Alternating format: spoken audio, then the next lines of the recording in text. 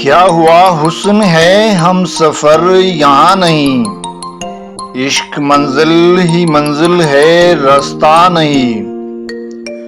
दो परिंदे उड़े आंख नम हो गई, आज समझा कि मैं तुझको भूला नहीं। तुर्के में को अभी दिन ही कितने हुए, कुछ कहा मैं को जाहिद तो अच्छा नहीं। हर नजर मेरी बन जाती जंजीरे पा, उसने जाते हुए मुड़ के देखा नहीं।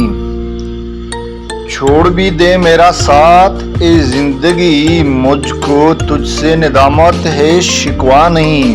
तूने तौबा तो कर ली मगर ए खुमार, तुझको रहमत पे शायद भरोसा नहीं। तुझको रहमत पे शायद भरोसा नहीं। ये थी खुमार बाराबंकी की एक प्यारी सी गजल। इंतखाब फैसल खुर्शीद और मोहम्मद करीम तबस्सुम जलालवी का था। ये आपका भी इंतखाब हो सकता है। उम्मीद है आज की ये गजल आपको पसंद आई होगी। अगर तो पसंद आई है तो इसको लाइक करें, शेयर करें और चैनल को सब्सक्राइब करें।